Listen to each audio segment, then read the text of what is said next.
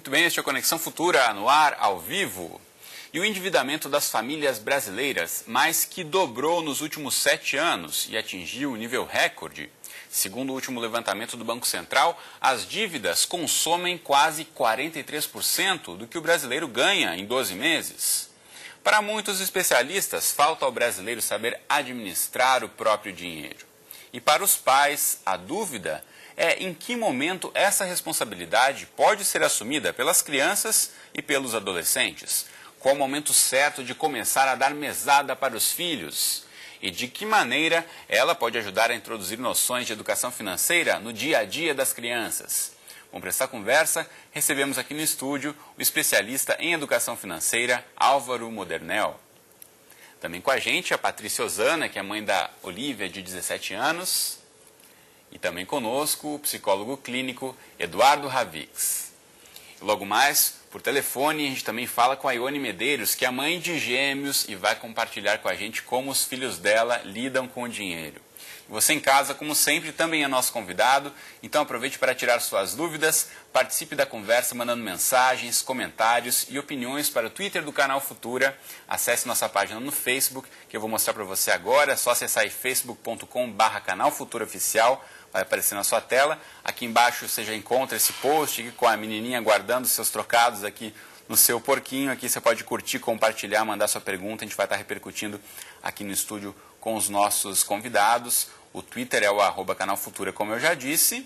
E tem o bom e velho telefone, 0 operadora 21 3523 4098. Não deixe de ligar e mandar a sua pergunta, a sua participação. Boa tarde aos três, bem-vindos, tudo bem? Boa tarde. Quero começar ouvindo a Patrícia, que está aqui do meu lado, que é a mãe da Olívia, de 17 anos, nessa idade aí que a garotada começa a cada vez mais querer sair com os amigos, ir para aquele bar, para a lanchonete. Como é que você administra o dinheiro da Olívia, Patrícia?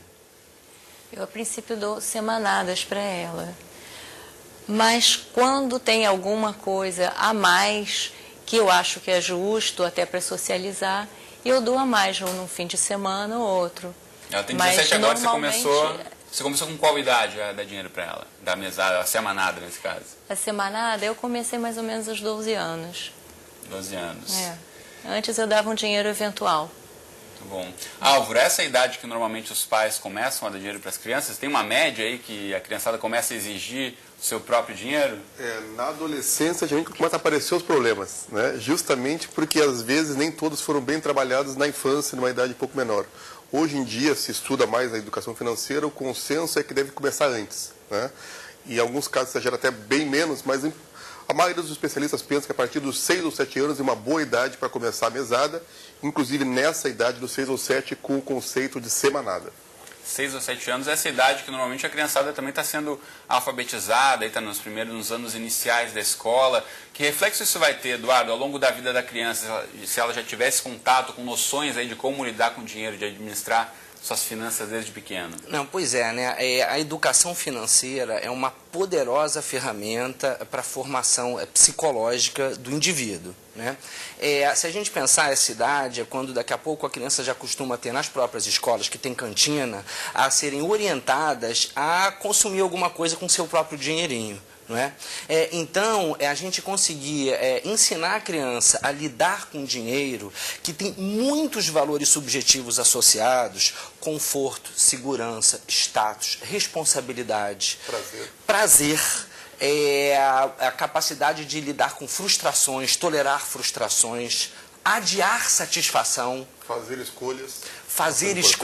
Então isso é um mundo, né? Então até mesmo não só a saúde psicológica, como também, como a gente até comentou um pouco antes, não é, Álvaro, a saúde física está em jogo, porque as pessoas sofrem de estresse crônico na vida adulta por se relacionarem mal com a questão econômica e financeira. Como a gente falou no começo do programa aqui, a grande parte das famílias brasileiras aí estão cada vez mais endividadas. Isso mostra um reflexo da falta de educação financeira que, infelizmente, na maioria das escolas não existe ainda, né? A gente vai chamar agora para a nossa conversa a Ione, que fala aqui do Rio de Janeiro, é mãe de gêmeos de 10 anos de idade e vai compartilhar com a gente então como os filhos dela lidam com o dinheiro. Tudo bem com você, Ione? Tudo bom, Cristiano.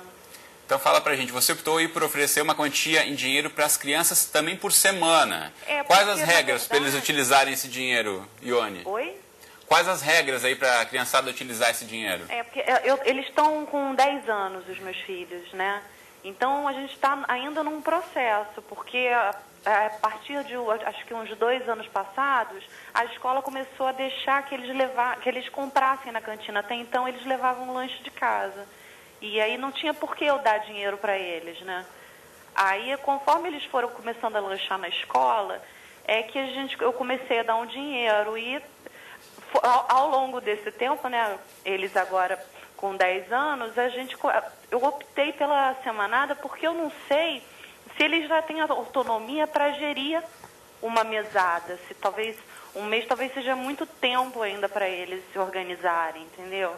Bom, essa dúvida da Ione é a dúvida aí que muitos pais enfrentam, né? Qual é o momento certo de dividir esse dinheiro? É por semana? É por quinzena? É por mês? O Álvaro tem inclusive um gráfico que ele vai mostrar, que eu vou mostrar para você em casa enquanto ele explica pra gente, que na verdade distribui um pouco aí. Fala pra gente, Álvaro, sobre essa divisão aqui de cada idade e o que deve ser feito com o dinheiro a partir daí. Cassina, essa é realmente uma das dúvidas mais frequentes dos pais, né?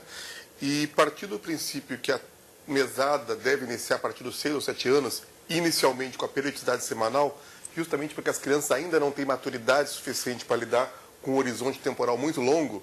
A questão da periodicidade semanal é quando elas vivenciam o ciclo na escola, a mudança do ciclo dentro de casa, e elas conseguem, ao mesmo tempo, se gastarem todo o dinheirinho no primeiro dia, elas não vão sofrer muito ficando mais 4 ou 5 dias sem dinheiro. E se elas quiserem juntar o dinheirinho de 3, 4 mesadas, elas também conseguem fazer isso, semanada no caso, né? Porque o período não é tão longo. No caso da nossa colaboradora aí, com os filhos com 10 anos, justamente elas estão na fase de transição. Conforme a maturidade da criança, ela já tem condições de lidar com o ciclo mensal, que é o que nós, na vida adulta, vamos lidar na maioria dos nossos problemas e nossas situações. Ou quem recebe salário, ou pelo menos com as contas mensais de condomínio, de escola, tudo mais tem que ser pago. Então, resumidamente, introduzir a mesada aos 6 ou 7 anos com periodicidade semanal. Dos 8 ou 9 anos pode-se manter a semanada ou optar pela quinzenada, período de transição. E a partir dos 10, 11 anos, quase toda criança já consegue lidar bem mais com o ciclo mensal. E aí uma questão importante, né? O porquê que a gente tem que passar para as crianças, às vezes, essa responsabilidade dela lidar com o próprio dinheiro. Justamente para que ela aprenda na infância e na adolescência, que ela cometa os errinhos dela, mas que ela perceba que esses erros têm custo, né? Então, deixar que elas cometam esse tipo de erro, que ela tenha a satisfação de poder juntar dinheiro também, que vão levar isso para a vida adulta depois. Patrícia, como é que você percebe isso com a sua filha? Desde que você começou a dar o dinheiro para ela regularmente, você percebe que ela começa a ter um controle maior, ela começa a de fato controlar suas despesas? Certamente. Eu, apesar de eu ainda dar uma semanada para ela, porque até para mim fica mais fácil, quando ela viaja, por exemplo, que ela já viajou por 3 vezes sozinha, o dinheiro vai do mês inteiro. E ela controlou perfeitamente o dinheiro. Eu vejo que ela teve responsabilidade, não gastou tudo em compras e ainda conseguiu fazer uma reserva porque ela já estava pensando na próxima viagem. Ela conseguiu viajar e voltar ainda com um pouco de dinheiro. Voltar, porque ela controlou e dividiu. Quer dizer, mesmo eu tendo dado essa semanada, eu acho que... Mas como foi no começo, quando você começou a apresentar essa possibilidade de ela receber a semanada mesmo, você falou para ela, enfim, você tem esse dinheiro aqui, tem que guardar até o fim, ou você administra, como é que foi apresentar essa responsabilidade para ela? Eu dei o dinheiro e falei, isso vai servir para você pagar a sua condução, ou não, se ela preferir pode ir de bicicleta, para você tomar o seu lanche no colégio. E eu disse tudo o que ela precisava fazer com aquele dinheiro. Agora, ela optar em gastar em uma coisa e se privar de outra é uma opção dela. É a decisão dela. É uma decisão dela. Eduardo, é importante ressaltar também que a gente está falando aqui de mesada, nem todos os pais vão disponibilizar de verba aí no orçamento da família para dar um dinheiro regularmente, mas qual a importância de, em qualquer valor que seja, a criança já tem um pouco de responsabilidade desde pequeno? A importância ela é enorme, né? Porque uma parte da vida adulta é luta, né? Nós lutamos para conseguir dinheiro e assim realizar nossos desejos, nossos sonhos e até nas nossas necessidades também. Alguns especialistas, inclusive, acreditam que você introduzindo o conceito da mesada, não só o que a Patrícia comentou, de que os pais é que devem, num primeiro momento, gerenciar o destino daqueles valores. Isso é muito importante, que as crianças aprendam, né, vamos lá, a vida não é ideal, mas vamos falar em termos ideais. Eu sei que no dia a dia, na educação, ela é tudo muito difícil, mas em termos ideais, os pais destinarem, né, aonde aqueles recursos serão aplicados, explicar isso para a criança, alguns conceitos, alguns valores também, como, por exemplo, as doações ou a caridade. Em algumas culturas, a semanada ou a mesada, 10% é para quem tem menos que a gente, não é? Então, assim, tudo isso pode fazer parte da formação psicológica, dessa educação. Realmente, quem tem poucos recursos, ainda assim, dentro da sua vida, poder destinar alguma coisa por período e que possa combinar, eventualmente, até com ajudas dentro de casa, ajudas domésticas, pode ser combinado alguma premiação por notas muito altas. Sei que são conceitos, às vezes, controversos, né? Mas, na verdade, se a gente atingir metas no trabalho, a gente, às vezes, é premiado, né? Então, assim, a gente está premiando o esforço, e premiar o esforço ajuda o esforço a se construir dentro do psiquismo, né, do nosso filho. Muitas vezes os pais se deparam com a questão de não ter esse dinheiro para comprar alguma coisa que a criança pede, ou não pode disponibilizar uma mesada, uma semanada, e aí como dizer esse não, ou como, a partir desse momento que você está dizendo aí, criar oportunidades para presentear a criança, ou dar uma retribuição. Como é esse momento, Álvaro? Como é que você vê isso? Essa questão eu acho bastante tranquila. O que não pode faltar para as crianças é amor. Amor e atenção. Faltar um brinquedo, faltar atender algum desejo da criança, isso faz parte do cotidiano de cada família, né? Então, os pais têm que respeitar o orçamento da família, então não tem que extrapolarem o orçamento, se endividar, uma questão só para atender um eventual desejo da criança, e aí separamos já desejo e necessidade, né? Mas, às vezes, uma coisa bastante diagnosticada já, é aqueles pais hoje, pais e mães, trabalham fora de casa há muito tempo, e às vezes querem compensar a ausência com presentes materiais. E aí vai gerando cada vez um abismo maior entre pais e filhos. O Álvaro falou uma coisa fundamental, a questão dos vínculos afetivos. Isso é a base de tudo, não é? Tem um psicólogo americano importante chamado Abraham Maslow, que tem um trabalho das pirâmides das necessidades, mas, na verdade, simplesmente assim, uma vez que a gente tem as necessidades básicas atendidas, né, de saúde, alimentação, proteção, tudo que traz a realização pessoal passa a ser subjetivo. Então, uma vez que esse básico está atendido, algo que traga felicidade, não é como muitas vezes na nossa cultura de consumo a gente pensa, é ter coisas, né? Então, ter coisas é o que vai me trazer a satisfação, a felicidade. Quando a gente psicologicamente entende que a nossa felicidade, até a nossa capacidade de lidar com os desafios da vida está muito mais no ser e não no ter, nos afetos, nos encontros, né? Não na gente adquirir coisas. E isso, então, numa família de menos recursos, essa é a realidade, num certo sentido, dura daquela família, mas ainda assim, tendo as necessidades básicas atendidas, o resto tudo é subjetivo. Então, tem que conversar mesmo e ver a realidade de cada família, né? Eu quero chamar você em casa a participar também do nosso bate-papo. Você pode mandar seu recado para a gente pelo Facebook, pelo Twitter ou pelo telefone, assim como já fizeram várias pessoas aqui. A Ayana Dutra pelo Facebook, por exemplo. Obrigado, Ayana. Ela diz o seguinte: é importante ensinar aos filhos a valorizarem o que se tem e a se contentarem com o que os pais podem proporcionar. Tem a ver com o que a gente falava agora aqui há pouco. E ela diz ainda que ensinar a trabalhar é o maior exemplo para qualquer criança. Então, registrado aí o depoimento da Ayana. Também aqui o Matheus pelo Twitter. Obrigado, Matheus. Ele já tem outra solução aqui. Ele diz que minha mãe achou um jeito bem prático para resolver a questão da mesada. Ela nunca me deu mesada. Aqui, de fato, adequando, então, a família, como a gente dizia agora há pouco. Quero voltar a chamar a Ione, que fala com a gente pelo telefone aqui no Rio de Janeiro.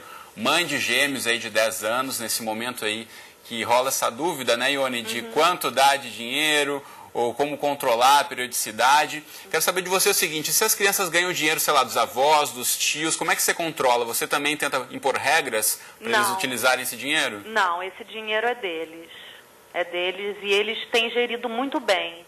Eles guardam, é porque eu sou de família judia e sou casada com uma pessoa de família católica. Então, a gente tem ambas as festas, né? Então, chega final do ano, tem Natal e tem uma festa judaica onde também se ganha presente. E eles começaram a pedir dinheiro ao invés do presente.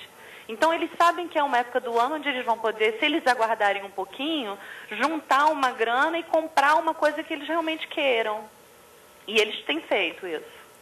Álvaro, e nesse momento, que dica a gente pode dar aí para o pai? Como a Ione diz, ela não controla, enfim, é o dinheiro que as crianças estão ganhando. Os pais devem pôr regras para essas outras fontes de renda, digamos assim, das crianças? Na primeira participação dela, ela comentou que ela tinha uns combinados certo com as crianças. Eu acho isso importante, né? Então, a liberdade vai junto com a responsabilidade. À medida que os pais estão percebendo que as crianças fazem bom uso do dinheiro, não estão gastando em coisas assim suspeitas, digamos assim, temos que lembrar que depois da infância vem a adolescência e tem inclusive o perigo das drogas. E as drogas, elas se atraem não é por outra coisa a não ser pelo dinheiro. Então, se as crianças tiverem muita liberdade para usar o dinheiro e não demonstrarem responsabilidade, elas podem se tornar vítimas também nesse mercado de drogas, né? Mas eu concordo com ela, se as crianças se mostram responsáveis, se elas estão planejando, se estão poupando, se estão atendendo a expectativa dos pais, vai dando liberdade. Mas é bom sempre acompanhar, né? Então, dá liberdade, dá orientação muito importante, que às vezes os pais acham que é o seguinte, eu estou dando educação financeira para o meu filho porque eu dou mesada. Não. Mesada é simplesmente dar dinheiro para os filhos. Educação financeira é, além do dinheiro, dar orientação, né? Então, dar orientação, ver que os filhos estão fazendo bom uso, não estão gastando tudo em figurinhas, por exemplo, ou não está gastando todo o dinheiro num dia só, ou alguma coisa que desagrade os pais nesse sentido, aperta um pouco mais o controle. A outra questão que nós falamos também um pouco antes é com relação a valores, né? Pô, dou mais ou dou menos? A escassez, ela ensina bem mais do que a abundância, né? Então, na dúvida se eu vou dar R$50 ou R$70 por mês para o meu filho, eu dou 50 e observo. Se aquilo está sendo razoável para a realidade dele, dos amiguinhos, eu continuo, senão eu faço algum ajuste. Quero começar a perguntar para a Patrícia também em relação ao longo prazo. O que você percebeu da sua filha? Assim, os gastos, como você disse, ela é controlada, você tinha algum controle sobre os gastos dela? Tinha que fazer algum tipo de prestação de contas do que ela gastava ou não? Não, ela até que gasta bem o dinheiro dela. Ela é controlada.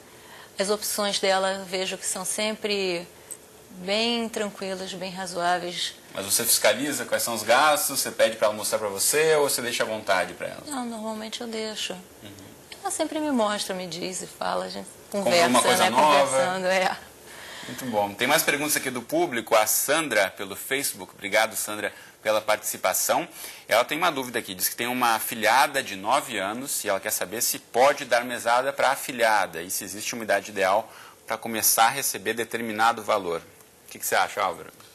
Eu acho que ela pode, sim, se ela tem condições de fazê-lo, só que combinando com os pais, né?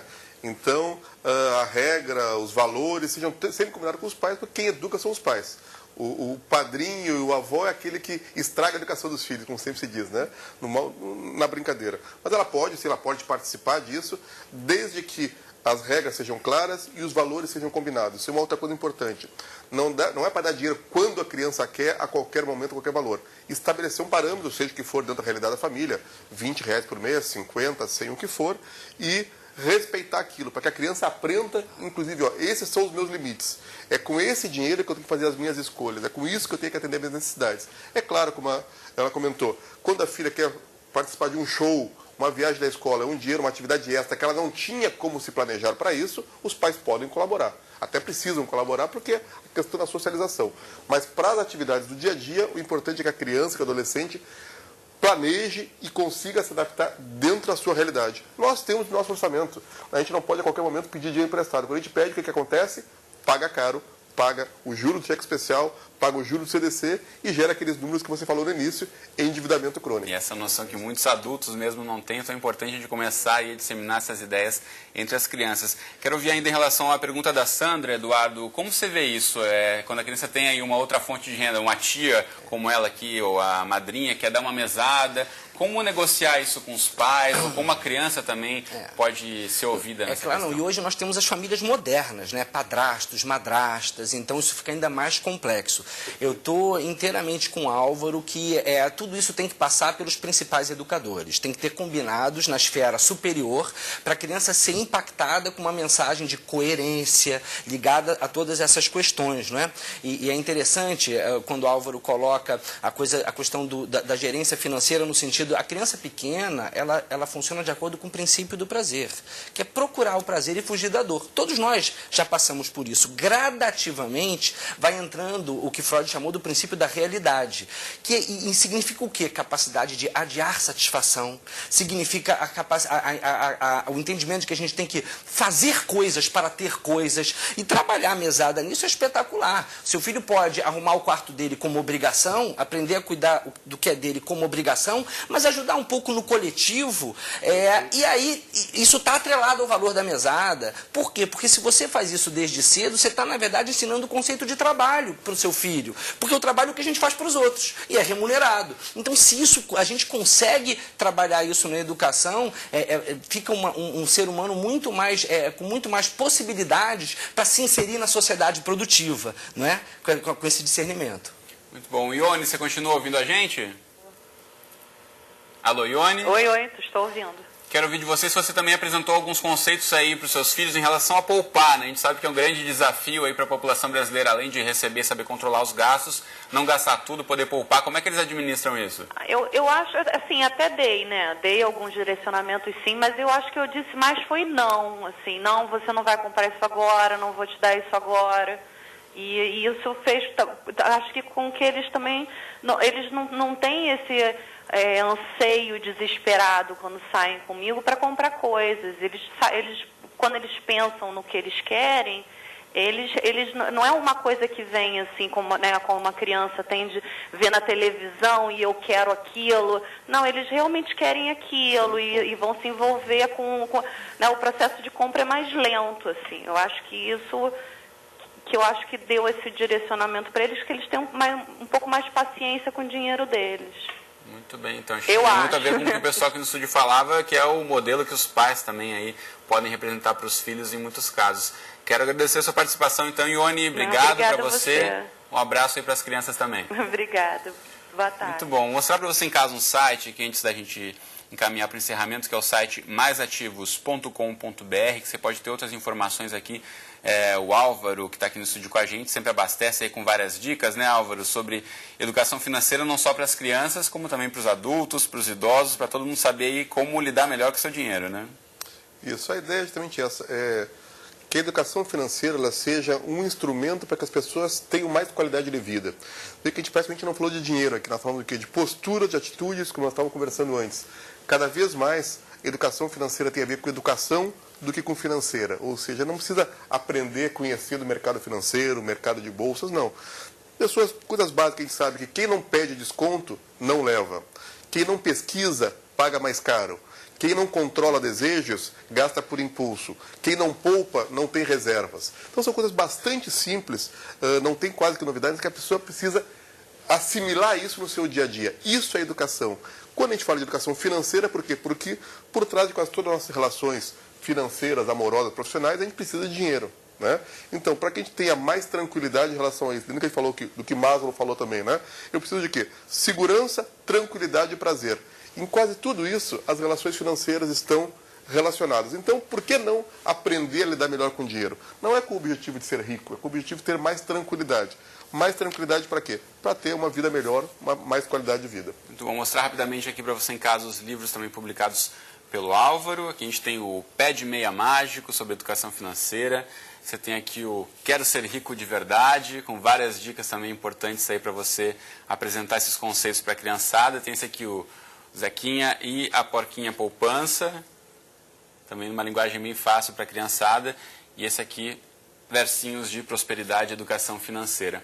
A gente está encaminhando para o encerramento. Eu quero ouvir da Patrícia dicas aí para os pais que estão nessa dúvida, como apresentar essa questão de mesada, semanada, quinzenada para os filhos. Que dica você pode dar para o pai e para a mãe que está assistindo a gente? Eu acredito que você deve dar, dentro do possível, e ensinar as prioridades que eles devem gastar. Se preferem ter uma coisa, devem se privar de outras. Você não pode deixar ter tudo, porque ninguém tem tudo na vida. Então você tem que ter o que você pode e o que você prefere. E você tem que aprender a julgar. Na vida é assim que tem que acontecer, eu acredito. Muito bom. Para a gente encerrar, quero ver o Eduardo em relação à responsabilidade dos pais, que a gente falou aqui ao longo do programa, de assumirem cada vez mais essa responsabilidade de apresentar conceitos de saúde, educação financeira para os filhos. É uma oportunidade de ouro, né? Como a gente está vendo aqui. Então, é usar bem essa oportunidade, inclusive, né, nós todos aqui já fomos adolescentes, adultos, assim, mais jovens e idealistas com relação a mudar algumas coisas do mundo e da realidade, não é? Então, mais velhos, na condição de pais, se a gente olha os dados do endividamento brasileiro, na cultura nossa, que olha o valor da prestação, mas não que a gente vai pagar aquela prestação 2 anos e que aquilo vai trazer um problema à nossa vida. Quer dizer, se a gente passar essas informações e reflexões para todos os pais, todos que estão nos assistindo, eu acho que a gente está aí ajudando uma contribuição para um mundo melhor, né? Para um povo, uma cultura mais responsável do ponto de vista financeiro, até um povo mais amadurecido para lidar com a luta pela vida e com as finanças. Muito bem, então. Obrigado a vocês pela presença, pelas dicas preciosas aí. Você em casa, obrigado pela companhia. A gente volta a se encontrar então amanhã ao vivo às 2h30 da tarde, mais um Conexão Futura. Como sempre, eu espero você. Até lá.